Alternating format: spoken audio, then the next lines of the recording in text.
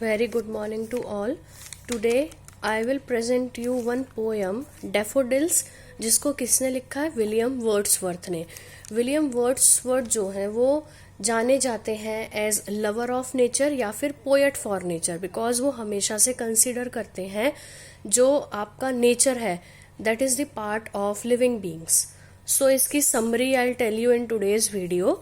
The poem Daffodils by William Wordsworth is based on the theme associated with nature's beauty with a mix of happiness and loneliness.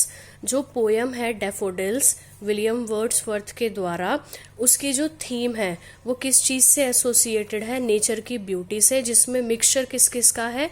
Happiness का और loneliness का. The author is shown to be lonely. Author को कैसे दिखाया है? अकेला. But when he thinks back to the daffodils dancing he is happy and content. लेकिन जब वो डैफोडिल्स को डांस करता हुआ, dance in the sense to be very fresh, to appear very fresh, जब वो उन्हें डांसिंग फॉर्म में देखता है तो वो बहुत ज़्यादा खुश और कंटेंट होता है, यानी कि satisfied. The poem explains the relationship between nature and humanity. जो पोयम है वो एक रिलेशनशिप दिखाती है नेचर और ह्यूमैनिटी के बीच में, जो हमारा नेचर है और इंसानियत के बीच में. It argues that humanity is not separate from nature. ये आर्ग्यू भी करती है, अपना पॉइंट ऑफ व्यू रखा जाता है इस पोयम में कि जो ह्यूमैनिटी है वो नेचर से अलग नहीं है, but rather part of it. उसका ही एक हिस्सा है, नेचर का ही पार्ट है.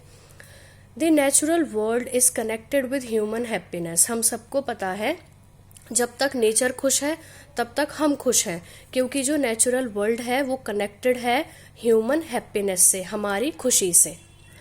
The setup is created to introduce a sense of togetherness. जो पोएम का सेटअप है वो इस तरह से क्रिएट किया गया है जिसमें हमें सेंस आता है टुगेदरनेस का. किस किस के बीच में? ह्यूमैनिटी, जो कि ह्यूमैनिटी किसने रिप्रेजेंट की है? स्पीकर ने. स्पीकर कौन होता है? One who speaks. और नेचर के बीच में. तो ये जो टुगेदरनेस है ये आपकी ह्यूमैनिटी और नेचर के बीच में रिप्रेजेंट हुई है. The togetherness described is not only about daffodils. अब जो इस पोयम में टुगेदरनेस दिखाई गई है वो सिर्फ डैफोडिल्स के लिए नहीं है, वो पूरे नेचर के लिए है on a general form. The stars and the sparkling waves are both mentioned in the poem. ये जो दोनों फ्रेजल वर्ब है, द स्टार्स और द स्पार्कलिंग वेव्स, ये दोनों ही मेंशन किए गए हैं पोयम में, जिससे हमें एक सजेशन मिलता है छोटे छोटे लिंक्स का, जो कि कनेक्टेड है पूरे नेचुरल वर्ल्ड के एलिमेंट से.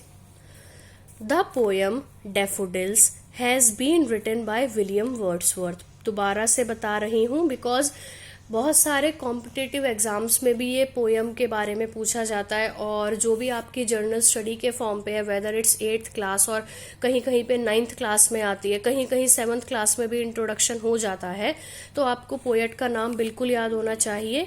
Daffodils written by William Wordsworth. In the poem Wordsworth tells about his memory in which he saw the daffodils.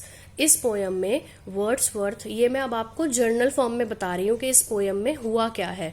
Wordsworth ने अपनी मेमोरी के बारे में बताया जब उसने डैफोडिल्स को देखा. The poet witnessed the memory of the daffodils when he was sitting ideally. और ये जो उसकी मेमोरी है वो कौन से मोमेंट से कनेक्टेड है?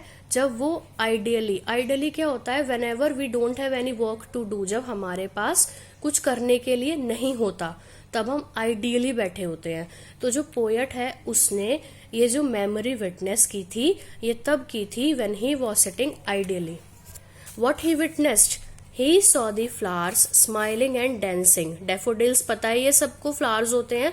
उसने फ्लावर्स को स्माइलिंग और डांसिंग करते हुए देखा. अब ये जो स्माइलिंग और डांसिंग है ना, this is some sort of a personification comparison के जो फ्लावर्स हैं वो एज अ लिविंग फॉर्म में हमें दिख रहे हैं, क्योंकि जो नॉन लिविंग थिंग्स है वो हंसती थोड़ी हैं ना, वो डांस करती हैं, लेकिन एक तरह से हमने कंपैरिजन किया है in the form of personification also. This view gave him Joy. अब जब उसने फूलों को हंसते मुस्कुराते हुए और डांसिंग करते हुए देखा तो ये जो दृश्य था उसने बहुत उसको जॉय दिया, हैप्पीनेस दी और चीयरफुल उसे एक तरह से फील कराया। किसकी कंपनी में? फ्लावर्स की कंपनी में। He says that he has saved some of these memories in his mind. और जो ऑथर है, सॉरी जो पोएट है, वो ये भी बोलता है कि उसने बहुत सारी मेमोरीज अपने माइंड में सेव करी हैं, so that he can achieve those pleasures again by remembering them, जिससे कि वो जितने भी प्लेजर्स हैं वो दोबारा से उन्हें अचीव कर सके, उन्हें फील कर सके, याद करके दोबारा से इन मेमोरीज को। सो कंक्लूजन ये है इस पोएम से कि we should respect the nature and we should be happy whenever we are with nature, क्योंकि जब तक नेचर खुश है तब तक हम खुश हैं। इससे हमें एक तरह से एक आइडिया मिला है that everything connected to us और everything that is surrounded by us is the part of nature, and at last we humans और the humanity is also the part of nature. Without the nature, we are nothing. Thank you so much.